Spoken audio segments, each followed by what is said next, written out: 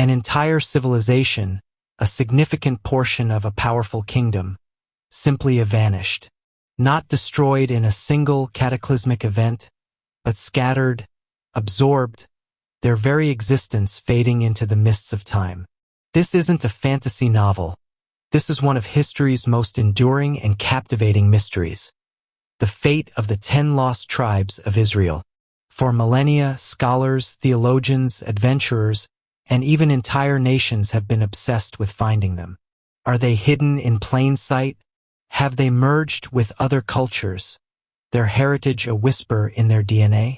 Or did they truly disappear without a trace, leaving behind only tantalizing clues and an endless stream of speculation? Today, we embark on an epic journey to unravel this profound enigma. Prepare to delve into ancient texts, historical records, and modern theories as we attempt to answer the question that has haunted humanity for centuries. Where did the 10 lost tribes go? To understand the lost tribes, we first need to understand their origins. Around the 10th century BCE, after the reigns of King David and his son Solomon, the united monarchy of Israel fractured. This wasn't a peaceful separation. The northern tribes, dissatisfied with Solomon's son Rehoboam's harsh policies, rebelled.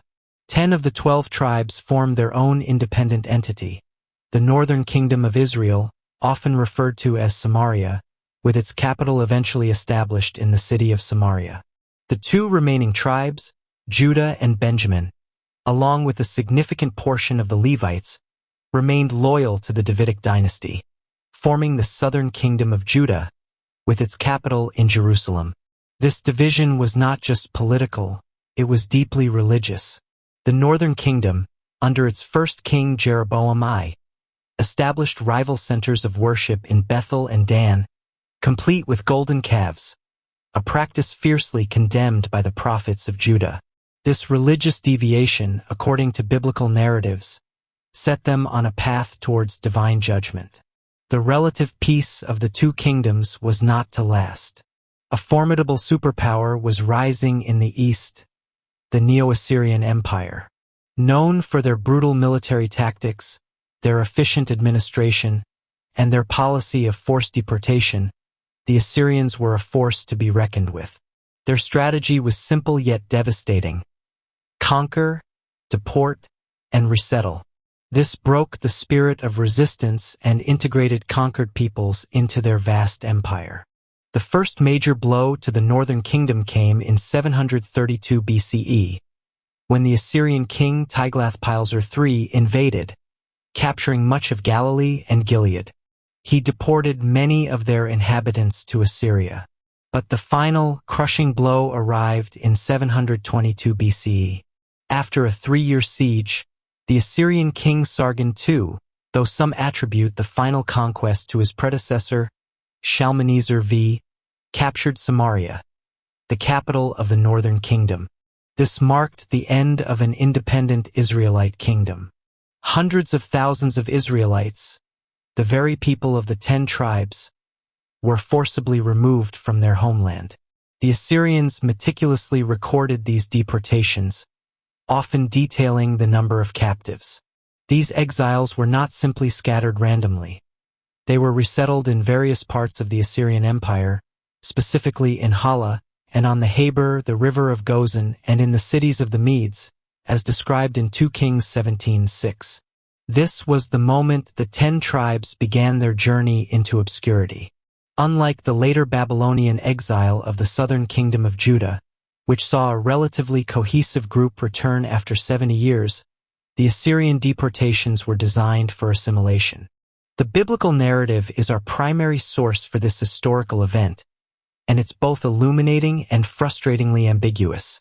While it clearly states the deportations, it offers no explicit account of what happened to these exiled people. Did they maintain their identity? Did they intermarry? Did they eventually vanish into the broader population of the Assyrian Empire? The phrase, as it is to this day, in 2 Kings 17:23 is particularly poignant. It suggests that by the time this text was compiled, the fate of these tribes was already a mystery, or at least they were no longer a distinct entity in their homeland.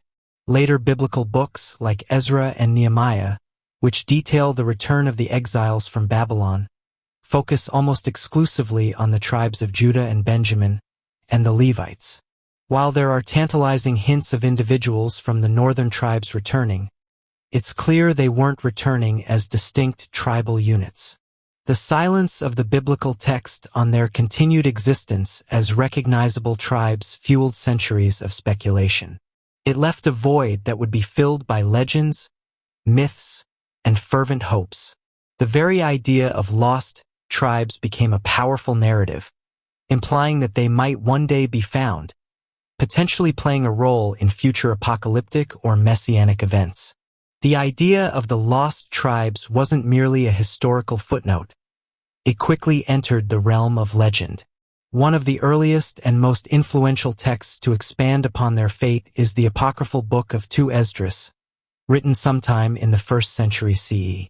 This text paints a vivid picture of the tribes embarking on an epic journey to a distant, uninhabited land.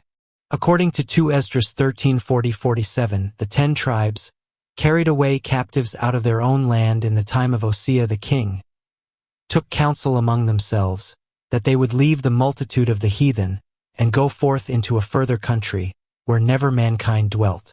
This incredible journey, which supposedly took a year and a half, led them to a land called Arzareth, often interpreted as another land or the last land.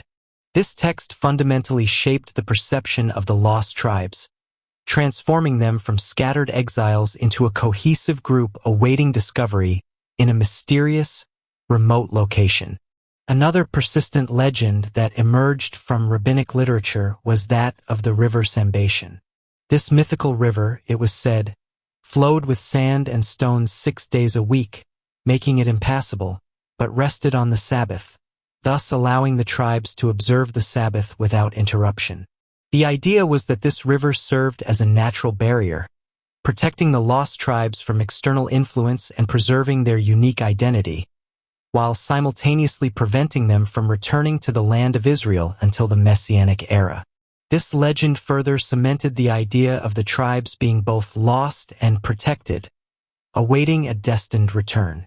These legends weren't just confined to ancient texts. They ignited a fervent desire to find the lost tribes. Throughout the Middle Ages and into the early modern period, as European knowledge of the world expanded, so too did the speculation about their whereabouts. Christopher Columbus, the famed explorer, was reportedly motivated in part by a desire to find the lost tribes, believing they might reside in the New World. One of the most famous medieval accounts came from Eldad Hadani, a Jewish traveler in the 9th century. He claimed to have visited the lands of several of the lost tribes, providing detailed accounts of their customs and locations. While many of his claims were fantastical and likely exaggerated, his narratives fueled hope and solidified the belief that the tribes were indeed somewhere out there, maintaining their distinct identity. The age of discovery further intensified the search. As Europeans encountered indigenous populations in the Americas, Africa, and Asia, some theorists, both Jewish and Christian, began to draw parallels between these new peoples and the lost Israelites. The argument often centered on perceived shared customs, language similarities, or even physical appearance. For instance, some early European settlers in America speculated that Native Americans were descendants of the lost tribes, pointing to certain ceremonial practices or linguistic quirks. In the modern era, the search for the lost tribes has taken on a more scientific, though often still speculative, approach. DNA analysis, linguistic studies, and comparative cultural anthropology have all been brought to bear on this ancient mystery. And the claims are truly global, spanning continents and cultures. 1. The Pashtun of Afghanistan and Pakistan. Perhaps one of the most prominent and persistent claims involves the Pashtun people. Their oral traditions, tribal names like Yusuf Zai, sons of Joseph, and certain cultural practices, such as a strong emphasis on lineage and a code of conduct similar to ancient Israelite laws, have led many, including some Pashtun themselves, to believe they are direct descendants of the lost tribes. While DNA evidence has been inconclusive, the historical and cultural parallels remain compelling. 2. The Beta Israel of Ethiopia. For centuries, the Beta Israel or Ethiopian Jews maintained a unique form of Judaism, isolated from mainstream Jewish communities. Their traditions speak of a lineage tracing back to the tribe of Dan, or to those who accompanied the Queen of Sheba. DNA studies have shown a mixed heritage, with some Middle Eastern genetic markers. But their long-standing claim and their deeply rooted Jewish practices have led to their recognition by the State of Israel, with many having made Aliyah, immigrated to Israel. 3. The Igbo of Nigeria. In West Africa, the Igbo people of Nigeria have a strong oral tradition asserting their Israelite origins, specifically from the tribes of Gad, Zebulun, and Manasseh. They practice rituals that bear striking resemblances to ancient Israelite customs, including circumcision on the 8th day, dietary laws, and mourning rituals. While DNA evidence is still being thoroughly investigated, their self-identification and unique practices have garnered significant attention. 4. The Shinlung, Bnei Menashe of Northeast India/Myanmar. This fascinating group, spread across Mizoram and in Manipur in northeast India and parts of Myanmar, identifies as descendants of the tribe of Manasseh, Menashe. Their oral traditions speak of a long migration from the west, and they maintain customs such as animal sacrifice and ancient Sabbath observance. Extensive genetic studies have revealed a Middle Eastern male lineage, strengthening their claims. Thousands of Bnei Menashe have already made Aliyah to Israel. 5. The Japanese lost tribes theories. Even Japan has been drawn into this mystery. Some fringe theories, often proposed by Christian fundamentalist groups, suggest that certain aspects of Japanese culture, like shrine architecture or specific rituals, show similarities to ancient Israelite practices. These theories are largely dismissed by mainstream academia due to a lack of historical or genetic evidence, but they highlight the pervasive nature of the lost tribes narrative. While these claims are captivating, it's crucial to approach them with a critical eye. The scientific community, particularly historians and geneticists, often express caution. The primary challenges in definitively identifying the lost tribes are manifold: genetic drift and intermarriage. Over 700 years, populations migrate, intermarry, and their genetic signatures blend. Tracing a pure lineage from ancient times is incredibly difficult, if not impossible. Even if a group carries some ancient Israelite DNA, it doesn't necessarily mean they are direct, unmixed descendants of the original tribes. Cultural diffusion. Many cultural similarities can arise through contact and cultural diffusion, not necessarily direct lineal descent. Shared practices could be coincidental or borrowed, or simply represent common human responses to similar environments or beliefs. Oral traditions versus historical record. Oral traditions are invaluable, but they can evolve and change over millennia. While they offer vital clues, they are often not independently verifiable through external historical records, especially when dealing with such remote periods. The self-fulfilling prophecy. Sometimes, the desire to be part of such a significant historical narrative can lead groups to emphasize or even adopt practices that align with the lost tribe identity, even if their historical connection is tenuous. It's a powerful narrative to be a part of. Ultimately, the concept of lost tribes raises profound questions about identity itself. Is identity solely genetic? Is it cultural? Is it religious? For many of the groups claiming Israelite descent, it is a deeply held self-identity, a spiritual connection to an ancient heritage that transcends simple historical proof. The significance for them often lies not in an archaeological discovery, but in a spiritual reclamation. Beyond the historical and anthropological debates, the lost tribes hold immense theological and prophetic significance for many religious traditions. In Judaism, particularly in mystical traditions like the Kabbalah, the ingathering of all 12 tribes is a prerequisite for the Messianic age. Their return symbolizes a complete redemption and restoration of the Jewish people. Christian theology also often incorporates the idea of the lost tribes, particularly in dispensationalist views, where their re-identification and return are seen as part of God's end-time plan for Israel and the world. The Apostle James's epistle in the New Testament is addressed to the 12 tribes scattered abroad, indicating a continued awareness and perhaps even presence of these scattered groups in the early Christian era. For some, the search for the lost tribes isn't just an academic pursuit. It's a spiritual quest, a fulfillment of ancient prophecy, and a belief that humanity is moving towards a grand reunion.